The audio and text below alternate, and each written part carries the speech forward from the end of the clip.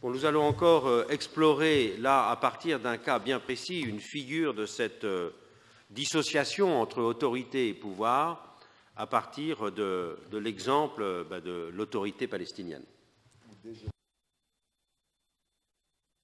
Voilà. D'abord, par rapport aux exposés de ce matin, je me situerai quelques millénaires après Jean-Marie Durand, mais dans à peu près la même zone du monde.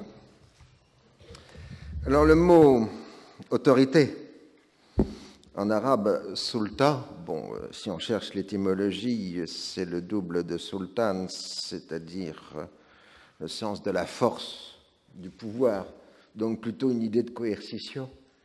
Mais si on prend l'usage de la langue arabe moderne, c'est-à-dire une langue arabe moderne qui s'adapte aux langues internationales pour créer des équivalents, sultan signifie à la fois autorité et pouvoir. Sultan al-Ab, autorité du père, sultan al-Qanoun, autorité de la loi, les autorités locales, sultan al-Mahaliya, mais les pouvoirs publics, sultan al-Amma, et la séparation des pouvoirs, tafriq al-sultat.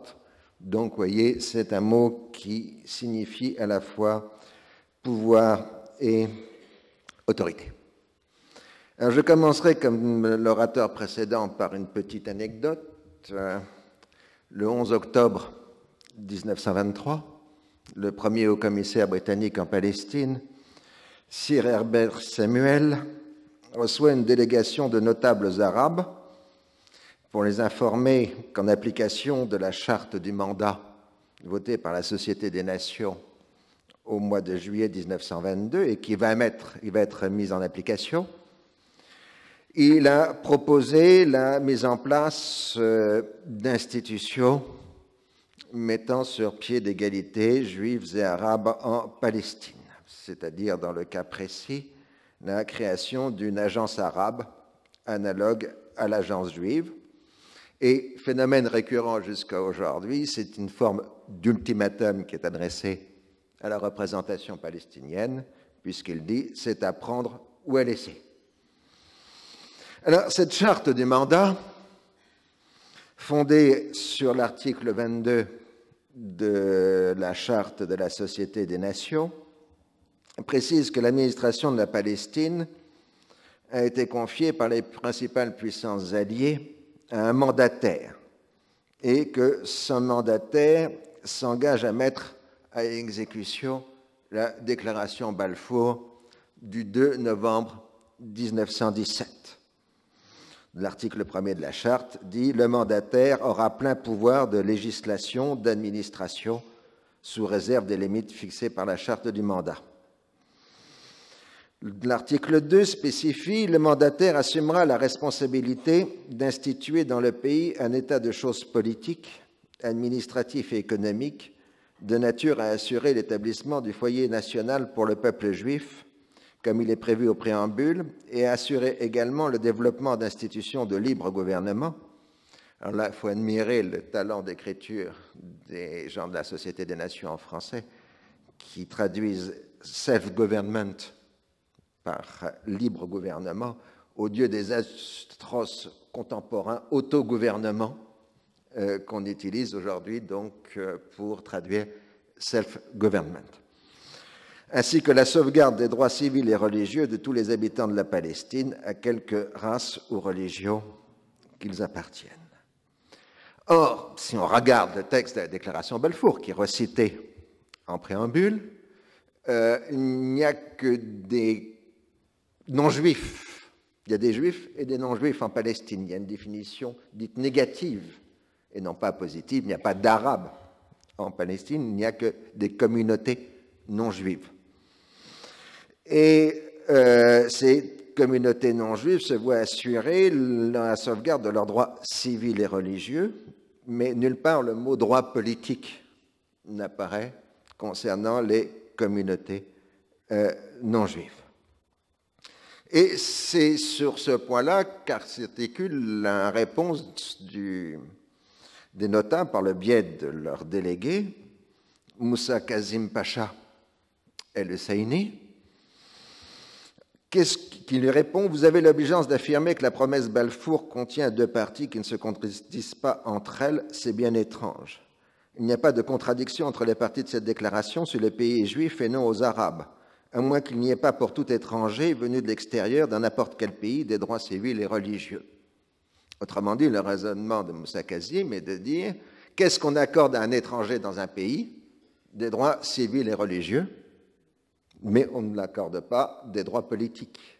Donc, la déclaration de Balfour fait de nous des étrangers dans notre propre pays. » Moussa Kazim, ce n'est pas n'importe qui, c'est un haut fonctionnaire de l'Empire ottoman. D'abord, c'est un pacha, donc c'est quand même quelqu'un qui appartenait à la haute administration ottomane. Il a servi comme gouverneur de province, en particulier au Yémen, et il a été récemment maire de Jérusalem avant d'être chassé de ses fonctions par les Britanniques à cause de son nationalisme.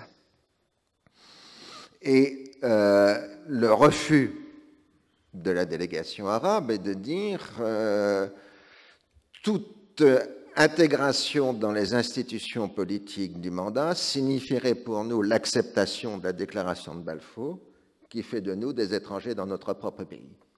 Et de fait, les représentants politiques arabes refusent d'entrer dans le jeu juridique du mandat, c'est-à-dire paralysent dès le départ ce qui est dans le programme du mandat, le développement d'institutions de libre gouvernement.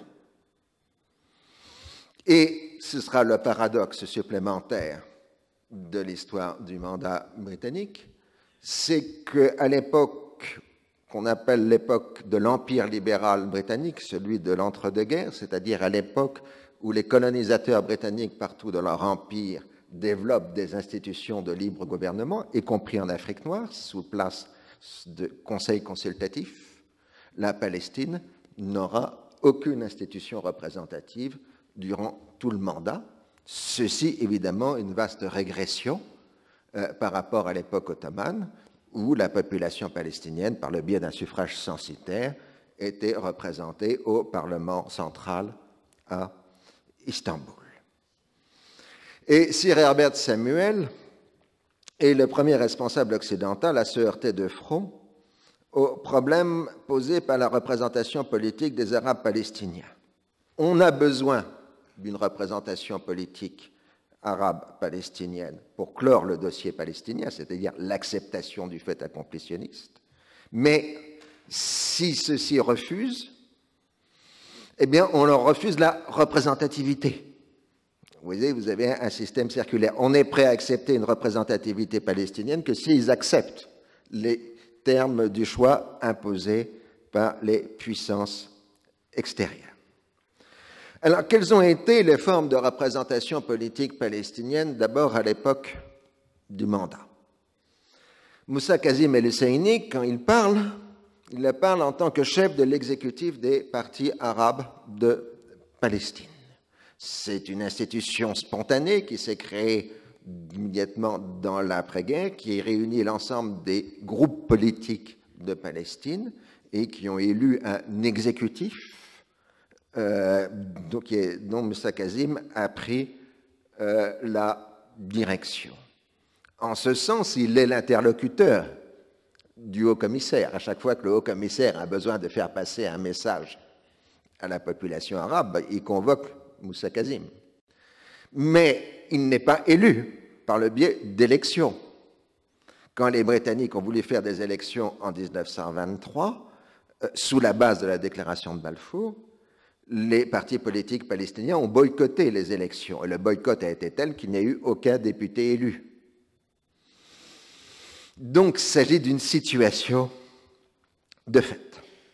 Alors, pour pallier à cette absence de représentation politique arabe, Sir Herbert Samuel est allé dans le sens de l'évolution générale des sociétés du Proche-Orient dans l'entre-deux-guerres, c'est-à-dire le système communautaire. C'est le processus de communautarisation qui consiste à donner aux populations musulmanes du Proche-Orient le même statut qu'avaient les communautés chrétiennes et juives dans l'Empire ottoman. Et ça, c'est un processus qui se développe aussi en Syrie, en Irak, au Liban, bien évidemment.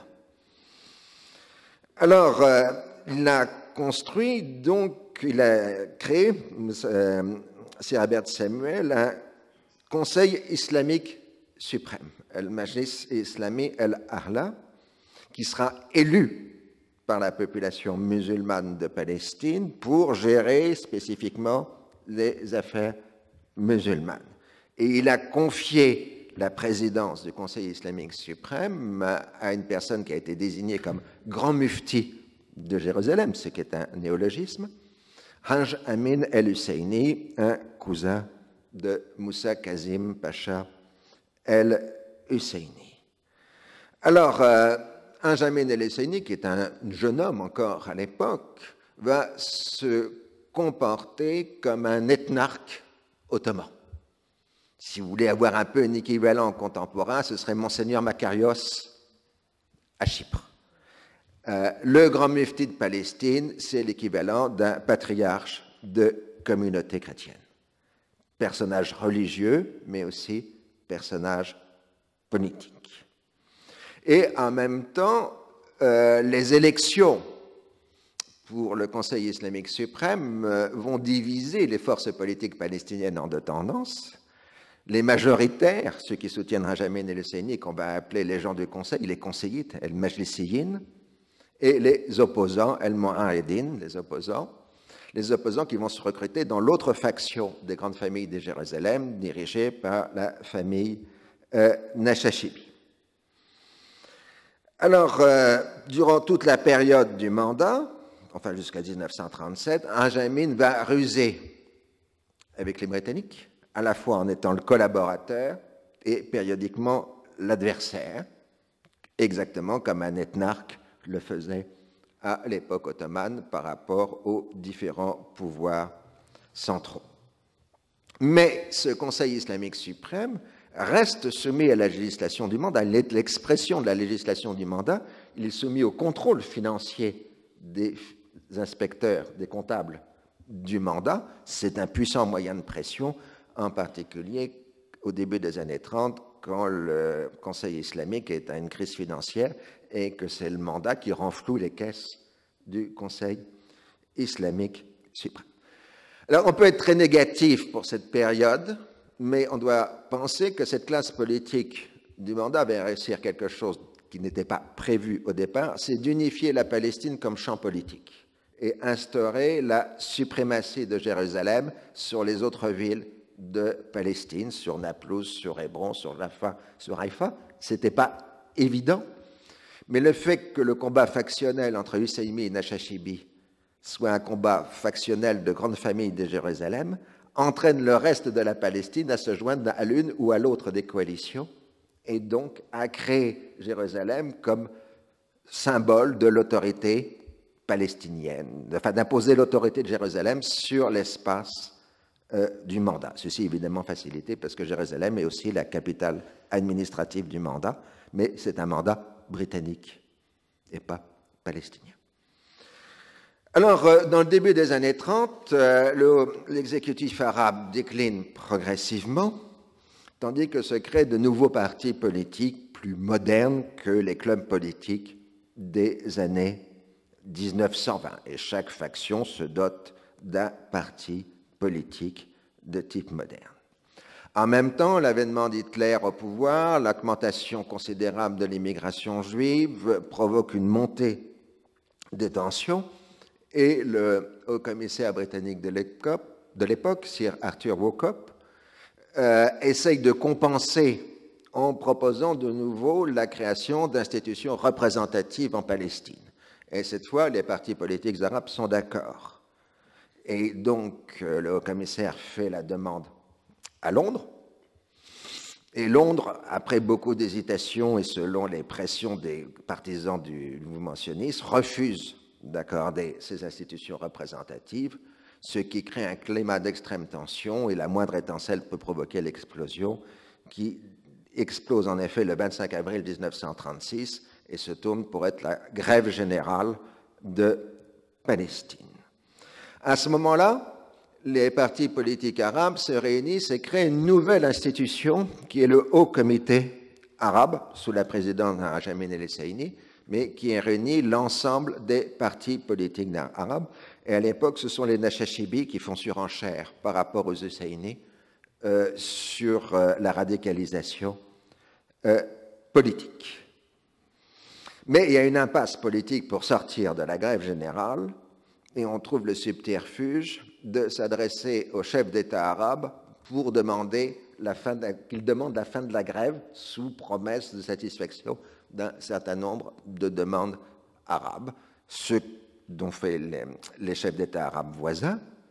Le résultat est donc de faire qu'à partir de septembre 1936, les États arabes voisins deviennent des partenaires politiques du dossier palestinien.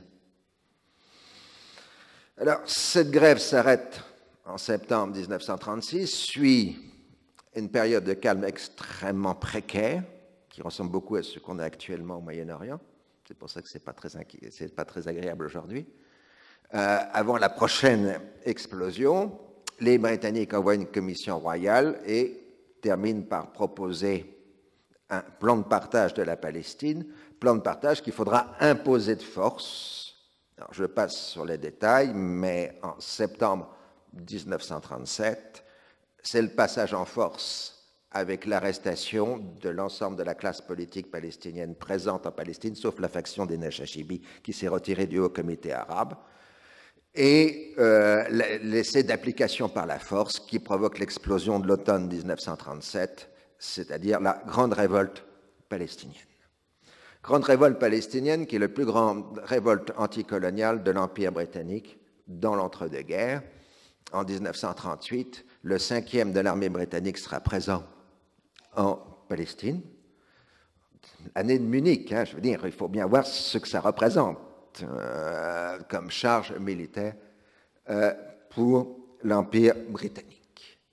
Dans ces conséquences, parce que la guerre mondiale approche, Londres est prêt à faire un certain nombre de concessions, c'est-à-dire réunir une conférence à Londres, ce qu'on va appeler la conférence de St. James en 1939, au printemps 1939, en laquelle on invite les délégations sionistes, mais aussi on invite les délégations des pays arabes, qui sont maintenant acteurs reconnus du dossier. Et aussi, on essaye d'inviter un certain nombre de membres du Haut Comité arabe. Alors, c'est relativement facile pour ceux qui sont en exil dans les colonies britanniques, parce qu'en général, les Britanniques envoyaient les récalcitrants aux Seychelles, qui était le grand lieu de détention de l'Empire britannique. On ne savait pas à l'époque que c'était une résidence de luxe. Donc, on sort un certain nombre de personnes des Seychelles pour les envoyer à Londres, mais le veto britannique est absolu en ce qui concerne Haj Amin el-Husseini, qui était en exil au Liban. Alors, à Londres, les Anglais font un certain nombre de propositions qui sont assez satisfaisantes pour la cause arabe. C'est pour ça que les représentants des États arabes acceptent les propositions britanniques, mais la délégation palestinienne la refuse, entre autres raisons, parce que les Britanniques ont mis un veto absolu sur le retour de Haj Amin el-Husseini en Palestine. C'est un phénomène récurrent du veto sur la direction palestinienne elle-même. Alors, je passe sur les détails, puisque l'Angleterre ne respectera pas sa parole durant la Seconde Guerre mondiale, sur un certain nombre des engagements qui ont été pris dans ce qu'on appelle le Livre blanc de 1939. À cette époque-là, il n'y a plus de classe politique palestinienne. Elle a été complètement broyée par l'exil, par la répression et par la guerre civile qui a accompagné la Grande Révolte. Ce qui fait qu'en 1945, quand la Ligue des États arabes est créée à Alexandrie, ce qu'on appelle le protocole d'Alexandrie, on pose la question de la représentation de la Palestine. Et on admet que la Palestine ne peut pas être un État membre au départ de la Ligue des États arabes, mais qu'elle sera représentée au Conseil de la Ligue arabe par une personnalité choisie par le Conseil de la Ligue arabe. C'est-à-dire, ce n'est pas les Palestiniens qui désignent leurs représentants, c'est la Ligue arabe qui choisit le représentant de la Palestine. Comme les négociations reprennent en 1946, la Ligue arabe recrée un haut comité arabe. Cette fois-ci, ce n'est plus une initiative palestinienne, c'est une initiative de la Ligue des États arabes qui recrée en Palestine un haut comité arabe. Du coup, ce haut comité arabe, ce qu'on peut appeler le second haut comité, est en fait une émanation de la Ligue des États arabes, mais non pas une structure membre de la Ligue des États arabes. Alors, le représentant de la Palestine à la Ligue arabe est admis à participer à toutes les délibérations des organes de la Ligue, mais n'a pas de droit de vote, à l'exception des votes concernant directement la Palestine. Alors, je passe sur les détails à la conférence de Londres de 1946. Le Haut Comité arabe n'est pas représenté, il n'y a que les États arabes. En revanche, à la seconde conférence de Londres de janvier 1947, le Haut Comité arabe est représenté. Mais ça ne donne rien et donc les Britanniques retransmettent le dossier à l'ONU puisque l'ONU est l'héritière juridique de la Société des Nations. En 1947, le Haut Comité arabe refuse de coopérer avec la commission spéciale de l'ONU, qui n'entend que les représentants arabes et sionistes.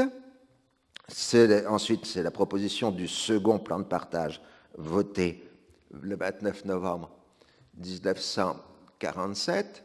Dans les débats suivants à l'ONU, le Haut Comité arabe est régulièrement représenté à l'ONU pour donner son avis sur les discussions concernant la Palestine.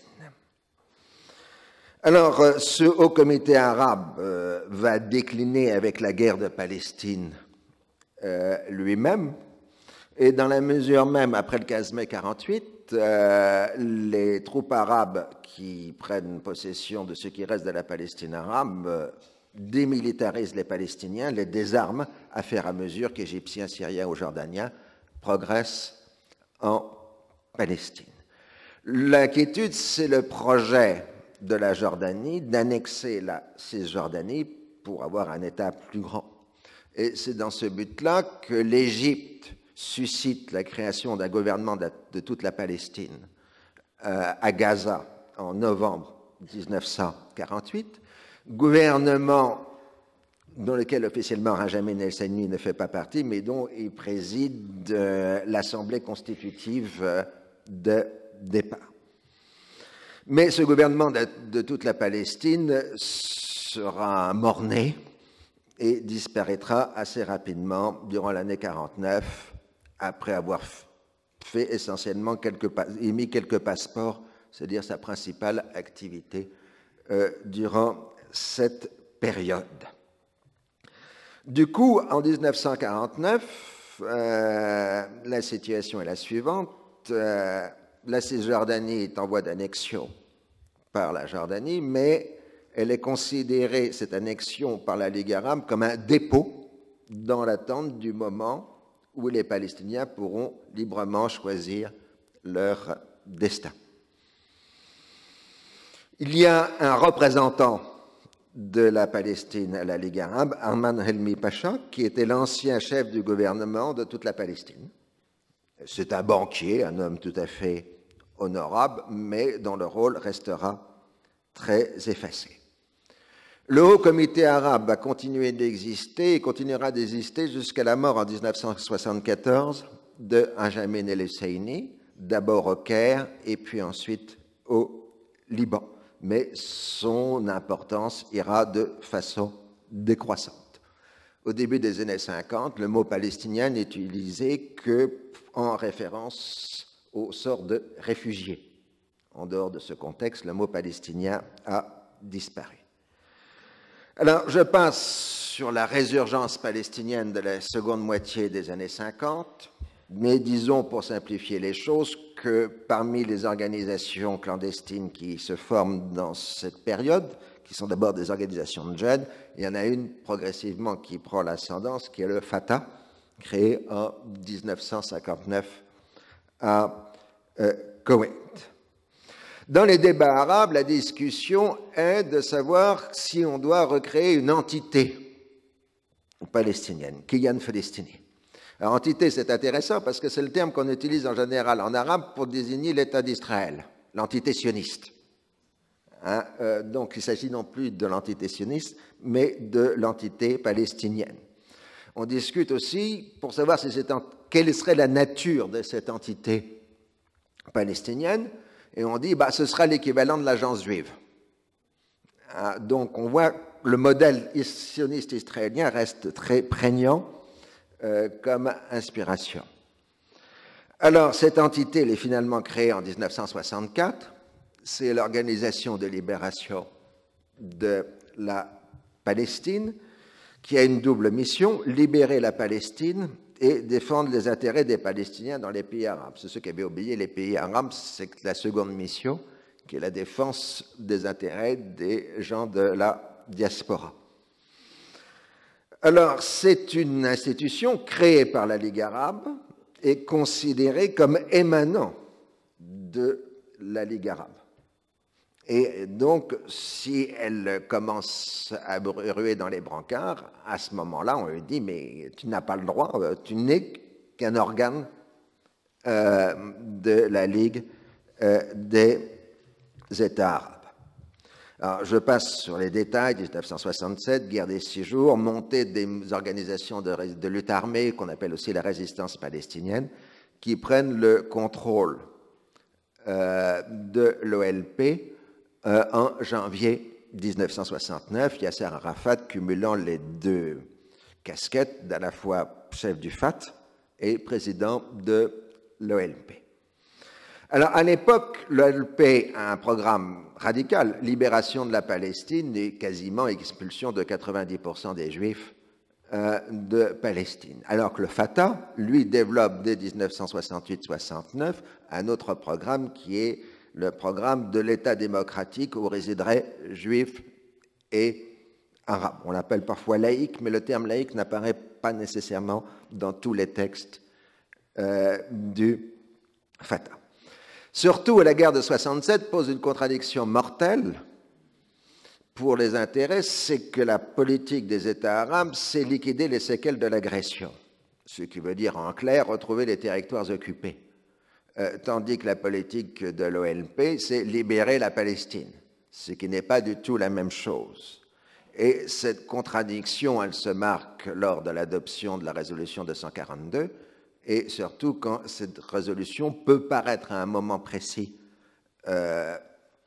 être résolue, enfin passée, c'est-à-dire l'été 1970, le plan Rogers, ce qui conduit à Septembre Noir, où les organisations de la résistance se heurtent de façon armée à l'armée jordanienne. La raison profonde, c'est que la résistance s'oppose à l'application du plan Rogers, parce que c'est pour elle la liquidation de la cause palestinienne. 1973 pose un autre problème, parce que de nouveau, après la guerre d'octobre, le processus de paix est relancé. Et pour les gens de la résistance, la question est de savoir comment intégrer la cause palestinienne à des projets politiques qui ne soient pas justement une reconquête de la Cisjordanie par la Jordanie. Et c'est dans ce contexte, en décembre 1973, que Naïef Awatmeh, qui dirige une organisation relativement marginale, propose la constitution d'une autorité nationale palestinienne indépendante et bilwet, c'est-à-dire émergente des Palestiniens eux-mêmes et non pas de l'extérieur, sur toute partie de la Palestine libérée. Il s'agit de lutter contre le complot impérialiste, de créer une solution politique palestinienne sans les Palestiniens. Et dans le discours de Naïef Awatmeh, il dit que cette autorité indépendante palestinienne serait la base pour la révolution, dans laquelle la révolution, Al-Qaïda, la base, dans laquelle la révolution palestinienne pourrait lutter contre l'impérialisme, le sionisme et la réaction, selon le vocabulaire arabe, de l'époque. Alors, la suggestion d'une autorité palestinienne, al-Sultan al-Palestinien, est reprise dans les débats de 1974. Et en fait, Yasser Arafat va faire un marchandage avec les États arabes.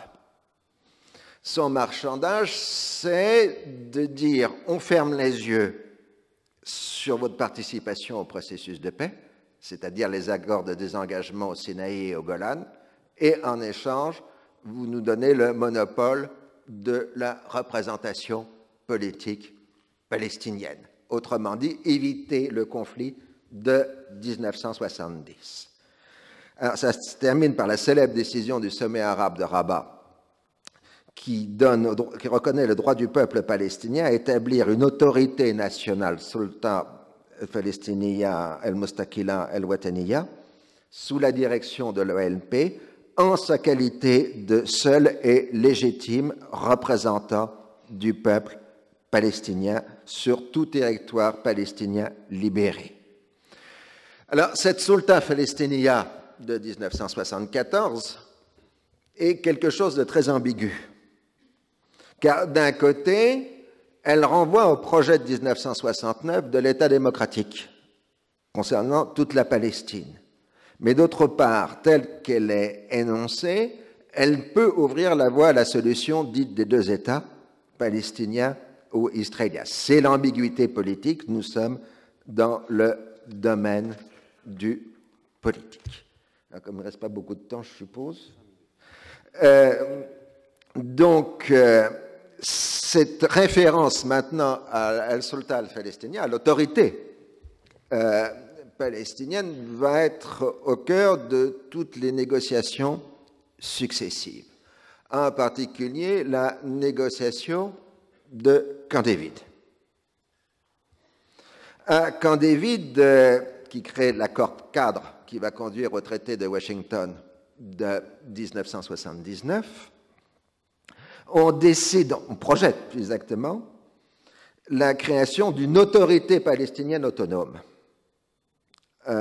sur les territoires occupés. Le texte de l'accord cadre dit précisément « L'Égypte, Israël et la Jordanie devront s'entendre sur les modalités d'établissement d'une autorité autonome élue sur la rive occidentale du Jourdain, c'est-à-dire la Cisjordanie, et à la bande de Gaza.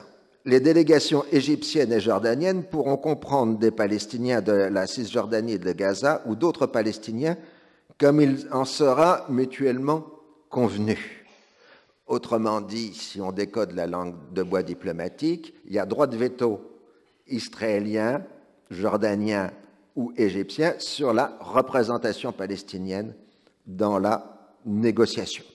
Ensuite, l'autorité palestinienne sera une autorité transitoire de 5 ans avant un règlement final. Alors, ce projet est totalement rejeté par l'OLP, cette autorité autonome, par les représentants politiques des territoires concernés, qui disent les accords de Camp David ont mis à nu le complot fomenté contre notre peuple en tant que peuple arabe de Palestine. Ils ignorent nos droits à l'autodétermination sur notre territoire et l'établissement d'un État indépendant sous la direction de l'OLP. Et il ne prend pas en compte la diaspora. Du côté israélien, l'autorité autonome est considérée comme une autonomie de personne et non une autonomie de territoire. En gros, on va élargir un certain nombre de compétences qu'on pourrait appeler municipales, sur l'éducation, sur la santé, etc., qui seraient enlevées à l'autorité militaire israélienne qui gouverne les territoires et transmises à une autorité autonome. Mais cette autorité autonome n'a pas de droits territoriaux sur les ressources naturelles, ni de droit de définir son propre avenir. Alors, on peut dire qu'à partir de Camp David, on aura deux projets. Soit l'autorité nationale au sens où l'OLP l'entend, soit l'autorité autonome au sens où elle est définie par les accords de Camp David. Alors, l'étape suivante, c'est le plan Reagan de septembre 1982, qui modifie la terminologie de Camp David, puisqu'il remplace le terme autorité autonome palestinienne par autorité palestinienne autogestionnaire. En français, c'est qui était atroce, c'est-à-dire self-governing, c'est une autorité d'autogouvernement qui est énoncée dans le plan Reagan. Alors d'abord, self-government, ça fait toujours plaisir aux anglo-saxons, c'est dans leur tradition politique, alors que c'est toujours incompréhensible en français comme terme. Et ensuite, en mettant self-government, on évite le problème posé par Camp David, autonomie de personne ou autonomie de territoire. Je passe, puisque les accords d'Oslo du 13 septembre 1993 signés à Washington, mais on les appelle Oslo I, donnent en fait la victoire au plan Reagan, puisque Oslo I établit une autorité palestinienne d'autogouvernement intérimaire. Donc c'est bien la formule réganienne qui a été négociée à Oslo et non pas le programme de l'OLP de 1974. La seule nouveauté qui est très fondamentale est la reconnaissance par Israël de l'OLP et inversement la reconnaissance par l'OLP d'Israël. Alors toutes les compétences de l'autorité palestinienne ne sont que des compétences transférées par les Israéliens. Elles ne sont pas sui generis. Et d'autre part, l'autorité palestinienne n'a pas de représentation politique extérieure, c'est l'OLP qui est chargé de la représentation politique extérieure de l'autorité palestinienne. D'où tout un conflit sémantique qu'on va retrouver dans l'accord de 1995 dit Oslo II, parce qu'en anglais, ces textes ont été négociés en anglais, et la question est de savoir si Yasser Arafat est chairman ou président de l'autorité palestinienne. Pour les Américains et pour les Israéliens, il n'est que chairman, un chef de débat en quelque sorte, mais pas président. Du coup, Oslo II va appeler le président de l'autorité palestinienne Al-Raïs, le terme arabe. Seul mot arabe apparaissant dans un texte anglais. Pour éviter. Alors, je vous rassure tout de suite, il n'y a que le mois dernier qu'Israël a reconnu la qualité de président et non de chairman à Abou Mazen, ce qui est un grand pas en avant. Pour Abou Mazen, certainement. Alors ensuite, on va aussi discuter sur le terme anglais people. Signifie-t-il dans l'accord Oslo 1 et 2 le peuple palestinien ou les gens palestiniens? Débat qui n'est pas encore tranché. Du moins pour un certain nombre des acteurs politiques. Alors, le doublet autorité palestinienne OLP n'a aucune importance tant qu'Yasser Arafat est là, parce qu'il est les deux. Il cumule la présidence du FAT, de l'OLP et de l'autorité palestinienne et il change de casquette de façon constante. En revanche, quand les Occidentaux, avec les Israéliens, organisent un véritable coup d'État pour créer un premier ministre de l'autorité palestinienne pour enlever à Arafat ses pouvoirs, ils ne l'enlèvent pas ses pouvoirs de l'OLP, d'où une contradiction occidentale qui fait qu'à l'époque où Abou Mazen est Premier ministre, on essaye de négocier avec Abou Mazen une solution pacifique en tant que Premier ministre de l'autorité palestinienne qui n'a aucune compétence pour le faire puisque c'est la compétence de l'OLP. Tandis que Arafat est toujours l'homme qui a la compétence pour signer, puisque Oslo 1 et 2 ont été signés par l'OLP et non pas par l'autorité palestinienne. Alors, même chose après la mort d'Arafat, où on s'est aperçu que finalement le poste de Premier ministre palestinien était bien gênant à partir du moment où c'était le Hamas qui occupait, et on dit la fonction. Donc on a dit, mais à ce moment-là, l'autorité palestinienne ne peut pas être confiée au Hamas, puisqu'elle n'est que transférée par Oslo 1 et 2. Du coup, la seule négociateur possible, c'est l'OLP, Et on renvoie donc sur Abou Mazen, non pas seulement comme président de l'autorité palestinienne, mais comme représentant de l'OLP, c'est la situation actuelle. Donc, vous voyez, ce terme d'autorité, je ne sais pas comment l'intégrer dans notre débat général sur l'autorité. La question est, finalement, pour les Palestiniens, de savoir quelle autorité les Palestiniens peuvent avoir, c'est-à-dire émanant d'eux-mêmes et non pas désignée par des puissances extérieures, que ce soit la Ligue des États arabes, le mandat britannique ou les accords d'Oslo. Et il faut qu'il y ait quelqu'un qui ait autorité, j'ai fini là, qu'il faut quelqu'un qui ait autorité pour signer et autorité pour faire respecter la signature, ce qui est aussi le problème d'aujourd'hui. Voilà. Merci beaucoup.